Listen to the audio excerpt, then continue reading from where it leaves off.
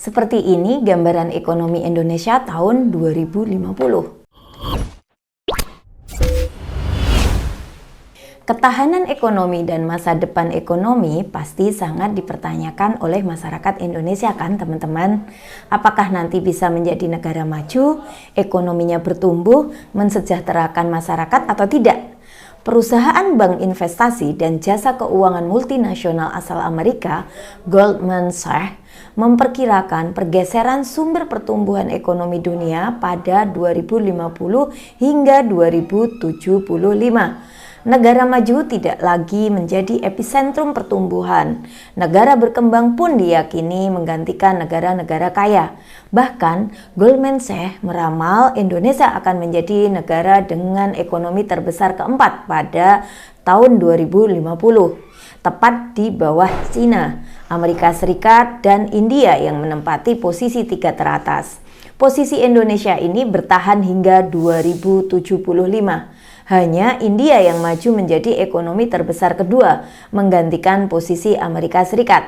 Adapun Goldman Sachs tidak menjelaskan secara langsung posisi Indonesia yang maju di antara 5 ekonomi terbesar dunia pada tahun 2050 sampai tahun 2075. Padahal pada periode tahun 2022 ini, Indonesia sama sekali tidak masuk 15 besar negara di daftar Goldman. Laporan Goldman hanya mengindikasikan bahwa pergerakan peringkat ekonomi ini dipengaruhi oleh kondisi demografi.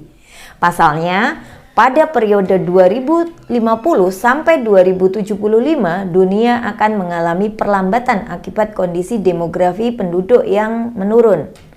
Goldman yakin negara-negara yang saat ini berada dalam tekanan ekonomi dan utang dapat bersinar pada tahun 2075.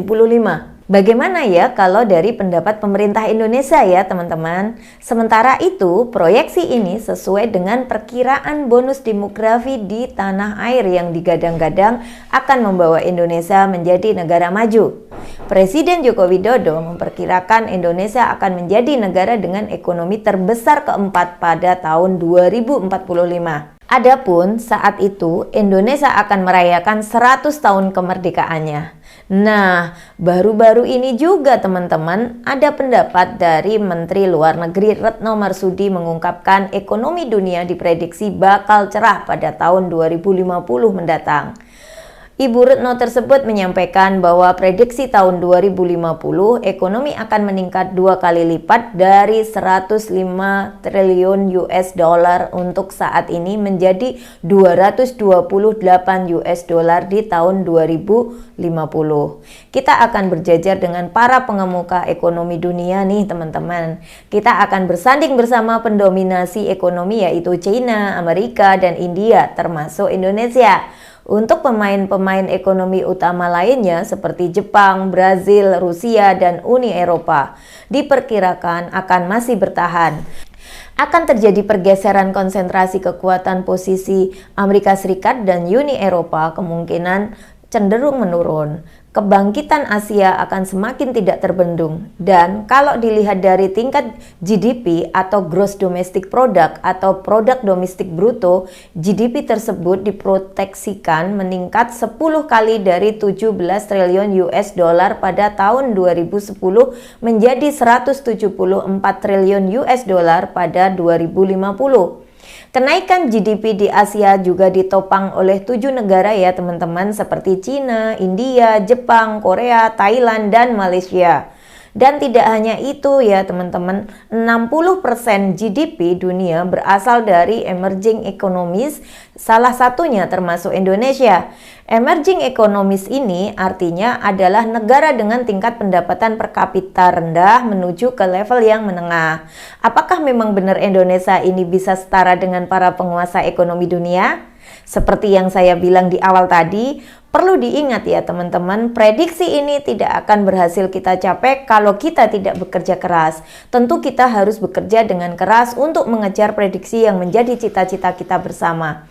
Lalu, apa yang harus kita lakukan? Mewaspadai 5 resiko yang kerap sekali menghantui ekonomi Indonesia adalah jalan kita juga dalam menuju cita-cita di tahun 2050. Yang pertama, harga-harga barang impor akan lebih mahal, khususnya pangan, dan sebabkan resiko import inflation. Hal ini berisiko membuat pelaku usaha tidak punya cara lain kecuali meneruskan biaya impor ke konsumen.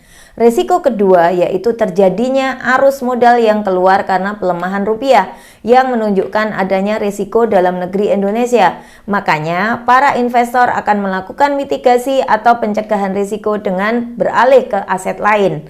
Yang ketiga, jumlah masyarakat miskin akan bertambah karena pelemahan kurs berarti naiknya beragam harga kebutuhan pokok. Hal ini disebabkan karena sebagian besar pangan mulai dari beras, bawang putih, gula, ketergantungan impornya tinggi dan sensitif terhadap pelemahan rupiah.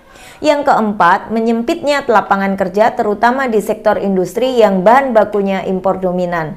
Hal ini berpotensi mendorong industri menurunkan kapasitas produksinya untuk hindari selisih kurs dari impor mesin dan bahan baku.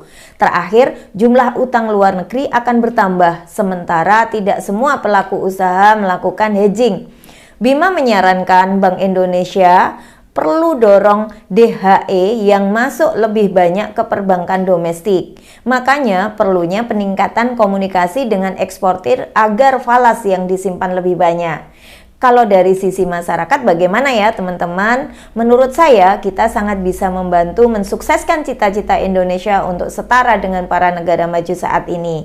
Disclaimer dari saya, kita bisa melakukan yang pertama, kita harus berpikir growth mindset. Jangan berpikir fixed mindset atau kolot, agar kita bisa dan mudah menerima hal-hal baru, mudah diajak maju, dan yang terpenting adalah mudah beradaptasi terhadap perubahan apapun, seperti ekonomi, digital, atau bahkan geografi. Seperti kemarin perubahan TikTok Shop yang terpisah dengan e-commerce. Kalau kita berpikir kolot, kita tentu akan ketinggalan terhadap perubahan yang terus saja terjadi. Yang kedua, jelas kita harus cinta terhadap produk Indonesia. Dengan teman-teman mencintai produk buatan negeri sendiri, berarti teman-teman telah peduli terhadap usaha UMKM yang ada di Indonesia, menjadi penyumbang terhadap tercapainya cita-cita Indonesia. Yang ketiga, jadilah generasi muda yang berkualitas tinggi. Generasi muda yang berkualitas tinggi akan memiliki peran penting dalam pertumbuhan ekonomi Indonesia di era Society 5.0.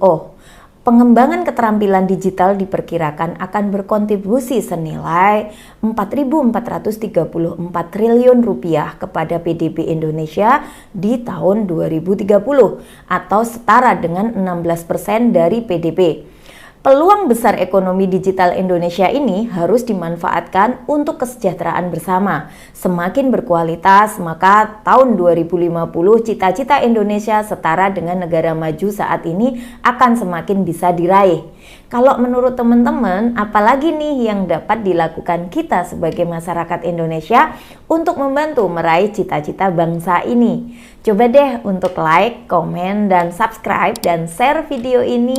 Tanyakan kepada teman-teman kalian, sebaiknya kita harus berlaku apa sih teman-teman? Oh ya teman-teman, apabila butuh konsultasi tentang keuangan pribadi, keuangan bisnis, keuangan yayasan, bisa kunjungi website dan kontak kami di bawah ini. Sampai jumpa di video selanjutnya ya. Salam sehat dan salam growth mindset.